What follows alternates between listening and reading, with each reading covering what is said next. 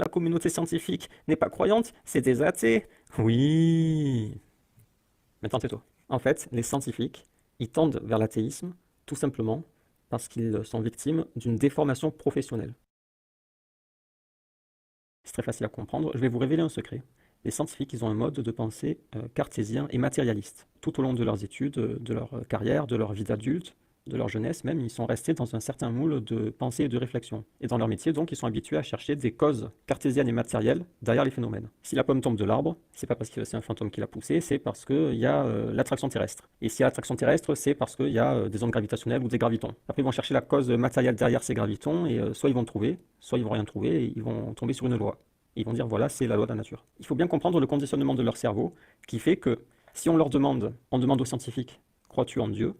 Il a moins de chances de répondre oui, puisqu'il est habitué, il est conditionné dans ce mode de pensée où il est en permanence à la recherche de causes matérielles derrière les choses. Et ça affecte forcément ses opinions personnelles. Ça ne veut pas dire qu'ils sont tous athées, mais en proportion, forcément, logiquement, il y a plus d'athéisme chez eux. Quand ils atteignent une limite, ils n'arrivent plus à expliquer quelque chose, ils ne vont pas dire c'est le bon Dieu, ils vont dire il y a sans doute une explication derrière, une explication matérielle derrière, que la science actuelle ne nous permet pas d'expliquer, tout comme à l'époque, on était bloqué ici, puis on était bloqué ici, et aujourd'hui on est bloqué là. C'est juste que la science actuelle est limitée, mais il y a sans doute une explication matérielle derrière, tout comme il y en avait à l'époque et encore avant. En fait, le jour où il se retrouvera face à un véritable mur infranchissable, il dira il y a sans doute une explication scientifique qu'on n'a pas encore trouvée. Et heureusement qu'il dit ça parce que c'est son métier, c'est son rôle. Le rôle du scientifique, c'est de ne jamais faire intervenir le mystique, de jamais dire bah c'est le bon Dieu qui a fait ça, mais de rester dans le matérialisme et chercher des causes matérielles. C'est son rôle, c'est son métier, c'est ce qu'on lui demande. S'il ne remplissait pas son rôle, la science serait bloquée. Puisqu'il dirait bah c'est le bon Dieu, on ne cherche pas, c'est comme ça, c'est le bon Dieu qui a fait ça. Donc dans le cadre de son métier, il ne parlera jamais de Dieu. Et dans le cadre de sa vie personnelle, il est tellement habitué à cette méthodologie matérialiste qui a jusque-là fonctionné. Sa méthodologie a déteint sur sa personne et il est moins croyant que les autres. S'il croit moins en Dieu que les autres, ce n'est pas parce qu'il est plus intelligent, c'est pas parce qu'il a plus de science que les autres, c'est tout simplement dû à une déformation professionnelle. Dans son métier, il raisonne avec des équations, des mathématiques. Il voit le monde de façon mathématique. Il arrive à son bureau, il allume l'ordinateur, il se met en mode travail et hop, tout se transforme en maths. Il voit des maths partout, des chiffres partout. Là, il y a une équation, là, il y a des équations partout. Le monde, pour lui, c'est un amas d'équations. Donc forcément, quand il ferme son ordinateur, il rentre chez lui, dans sa vie personnelle, forcément, ça déteint sur lui. Ça déteint sur sa vision du monde. Si jamais il se passe quelque chose en coulisses, comme tout à l'heure avec Hugo derrière la chaise, s'il y a quelque chose en coulisses, le scientifique va l'ignorer. Il va plutôt regarder les équations. Il est coincé dans un certain cadre, une certaine vision du monde. Et au final, il est un peu similaire à quelqu'un qui aurait un conflit d'intérêts. Le mécanisme est un peu similaire. Celui qui a un conflit d'intérêts, son avis n'importe pas car il n'est pas objectif. Il y a des influences. Son avis ne vaut rien. Le scientifique, c'est un peu pareil. Il a tellement été influencé dans sa vie, dans sa carrière, dans ses études. Son mode de pensée a tellement été affecté, il y a tellement eu d'influence sur ses opinions que son avis ne compte pas. Il est à écarter.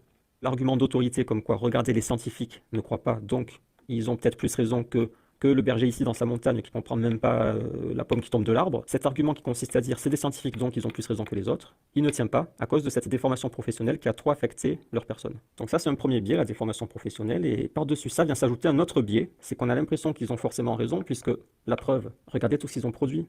Toute la production scientifique, toutes les technologies, les fusées, les lasers, les ordinateurs, ce sont eux qui ont fait ça, c'est avec leur science qu'ils ont fait ça. Le berger là, il a rien fait à part tondre ses moutons avec une tondeuse fabriquée par ces gens. À part tondre ses moutons, qu'est-ce qu'il fait le berger? Qu'est-ce qu'il comprend à la vie? Il croit que quand la pomme tombe, il comprend même pas en fait, il sait même pas que c'est la loi de la gravité. Il est tellement ignorant que c'est même pas ça. Si on compare ce benet qui comprend rien à la vie, qui croit en Dieu sans preuve et qui tond ses moutons, aux scientifiques qui ont tout compris, qui ont des équations, qui ont fabriqué toutes les technologies, des fusées dans l'espace. Ces hommes-là, ils ont envoyé des fusées dans l'espace avec des équations. Ils arrivent à calculer la vitesse de la lumière, la distance Terre-Lune au centimètre près. Si on compare ces gens avec le berger, il n'y a pas de doute qu'ils ont certainement plus raison, eux, que Satan. Et cette réflexion que beaucoup de gens ont, c'est un biais cognitif. Parce que sous prétexte qu'ils sont plus intelligents, qu'ils ont fait des technologies incroyables, on en déduit que leur opinion personnelle sur la vie est plus sérieuse, plus fondée que celle du berger. Or c'est faux puisqu'on a dit au contraire qu'il fallait écarter leur opinion. Et il ne faut pas être impressionné par leur technologie, les fusées, les lasers. Ça c'est un argument d'autorité, c'est à délaisser quand on raisonne sainement. Et il ne faut non plus pas être impressionné par leur assurance, parce qu'ils parlent avec assurance comme s'ils avaient tout compris. Voilà, la gravité c'est très simple, c'est la loi de la gravitation, Newton, Einstein, relativité générale, champ quantique. Ils sortent un charbia, ça peut être très impressionnant. Voilà, il y a des échanges de gravitons, ça a été détecté par nos détecteurs ultra sophistiqués que tu n'arrives même pas à comprendre, laisse tomber berger. Et ce qu'ils font, c'est qu'à la fin, ils te pondent des lois. Hop, ils te pondent une loi, une autre loi, et une autre loi. Et ils donnent l'impression qu'ils ont une maîtrise sur les choses, sur la compréhension des choses. En fait, non, ils n'ont qu'une maîtrise sur l'aspect matériel des choses. Ils arrivent à maîtriser la matière. Mais la compréhension profonde des choses, à ce niveau-là, ils ne sont pas plus avancés du tout que le berger. Les lois qu'ils pondent ne sont que des caches-misères. Et la misère qu'ils cachent, c'est on n'a rien compris. On n'y comprend strictement rien. Et comme il y a le septième mur qui les empêche de voir ce qui se passe en coulisses, comme les prisonniers tout à l'heure qui ne voyaient pas ce qui se passait, ils croyaient qu'ils étaient comme par magie selon des équations en prison, à cause de ce septième mur, les scientifiques sont coincés sur les lois, sur les équations, et ils ne raisonnent qu'en mathématiques. Ils voient le monde, comme on a dit, mathématiquement. Et quand on leur dit, ok, mais sortent d'où ces équations, là ils sont coincés. On ne sait pas encore, on fait des recherches, là on est dans la physique quantique, théorie des cordes, etc. Et là ce qui est intéressant, c'est que plus ils vont en profondeur, plus ça sort du matérialisme. Ils essayent de rester dans le matérialisme, mais plus ils vont en profondeur, plus ils fouillent, plus ça devient en réalité mystique. Ils te disent peut-être ces particules, en fait, c'est pas véritablement solide, c'est peut-être des ondes, des champs, des nuages, des vibrations, des cordes qui vibrent, ça devient de plus en plus mystique. Et ils parlent avec assurance alors qu'ils sont comme les prisonniers. Les prisonniers, dans l'exemple de tout à l'heure, ils ont trouvé des équations. Ils disent on a découvert la loi de l'incarcération spontanée, voici l'équation.